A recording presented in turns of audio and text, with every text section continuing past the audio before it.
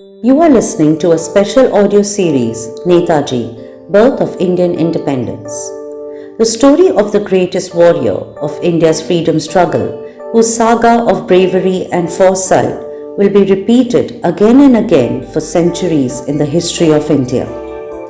Impressed by his biography, we are presenting his story in a new style in which entertainment is mixed with facts.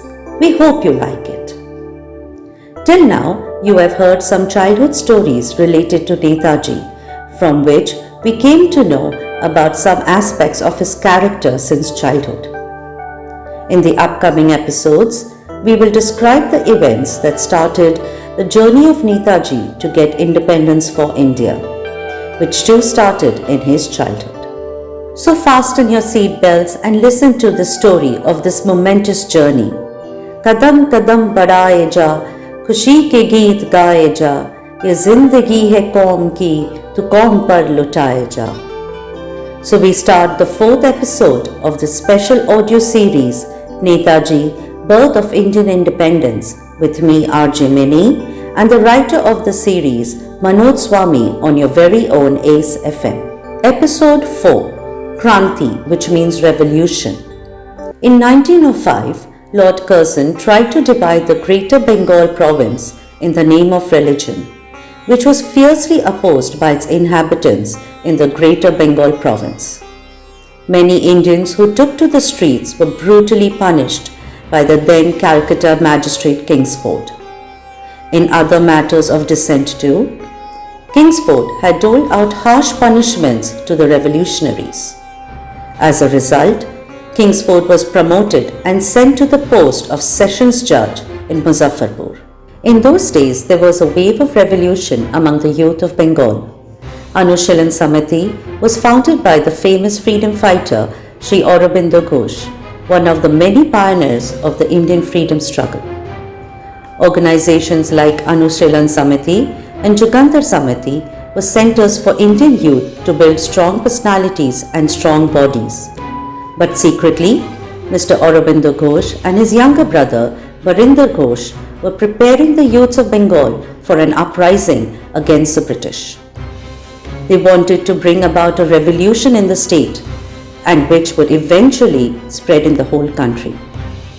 Their organization had opened many akhadas very quickly in West Bengal. The great young revolutionary and martyr Sri Khudiram Bose was also a member of Anushilan Samiti. In a secret meeting of Yugantar committee, it was decided to kill Justice Kingsford. Khudiram and Prafulla Chandra were selected for this job. Khudiram was provided with a bomb and a pistol. Prafulla too was given a pistol. On coming to Muzaffarpur, both of them first supervised Justice Kingsford's bungalow. They saw the color of Kingsford's carriage and its horses for proper identification and vigil. Khudiram even went to his office to identify Kingsford properly. In the scorching heat of 29th April 1908, Prafulla and Khudiram Bose were hiding in the Muzaffarpur Park opposite the British Club in the town of Muzaffarpur, Bihar, with the intention of killing Justice Kingsford. From noon till evening, both the youths were waiting and suffered from hunger and thirst due to intense heat. Kingsford had come to spend time with his guest at the British Club. He left the British Club late at night, and consequently, the Indian revolutionary duo made the mistake of bombing a wrong carriage. Kingsford survived the attack, but 2 British women were killed in that incident.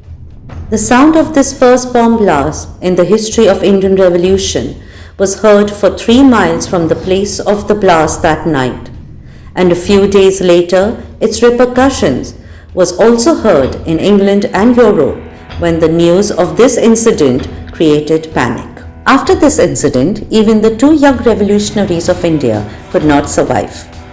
Prafulla was killed in an encounter with the police after being on the run for a few days.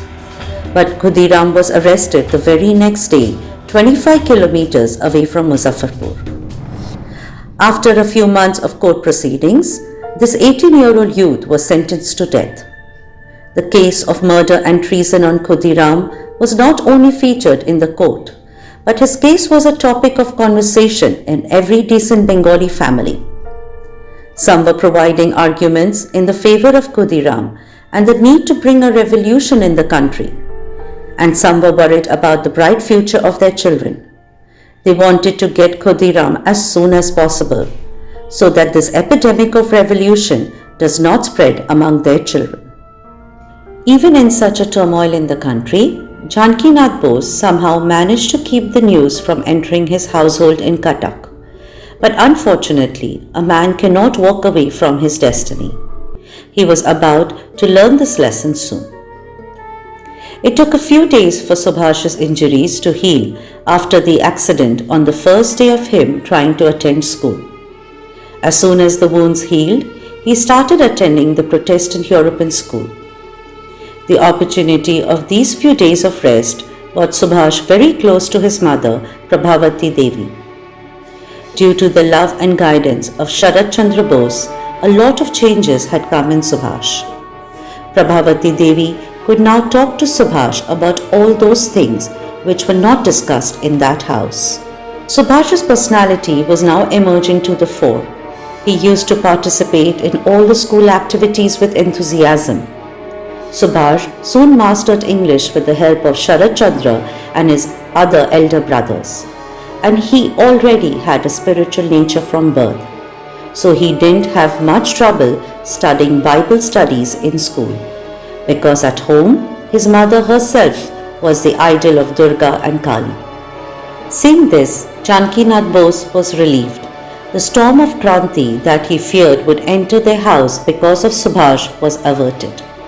But little did he know that another storm was about to enter their household through none other than his most loved and eldest son, SubhashChandra. Even though the slogan Vande Mataram was coined by Bankim Chandra Chatterjee in his book Anandmat, and later made famous by poet Guru Rabindranath Tagore in 1896 with one of his poems at the sessions of the Indian National Congress. But on 11th August 1908, while hanging on the gallows, the 18-year-old Khudiram Bose used this slogan and instilled this sentiment in the heart of every youth and child of Bengal. Even Subhash's elder brother, SubhashChandra, was immensely influenced and inspired by this slogan, and was eager to take a plunge in the revolution for the freedom of his motherland, India.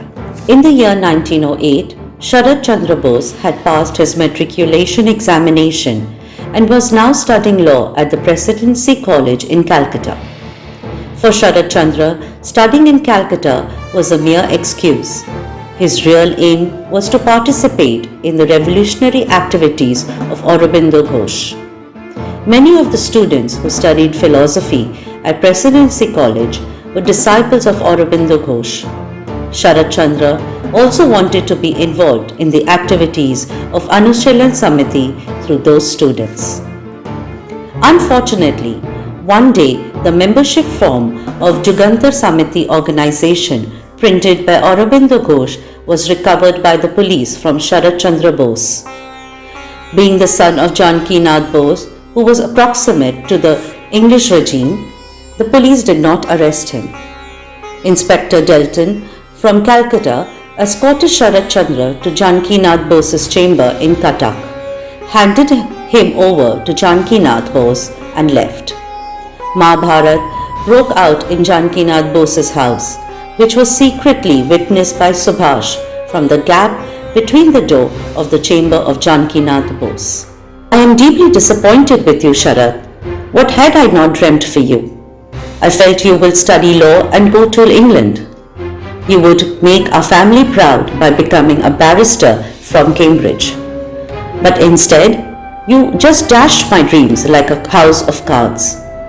Janakinath said to his son. Those dreams were yours, father, not mine, Sharat replied calmly. So what are your dreams? An infuriated Janakinath Bose asked. Vande Mataram, Azadi, Swaraj, freedom from the slavery of these Britishers. This is my dream, father. Sharad fearlessly expressed his intentions.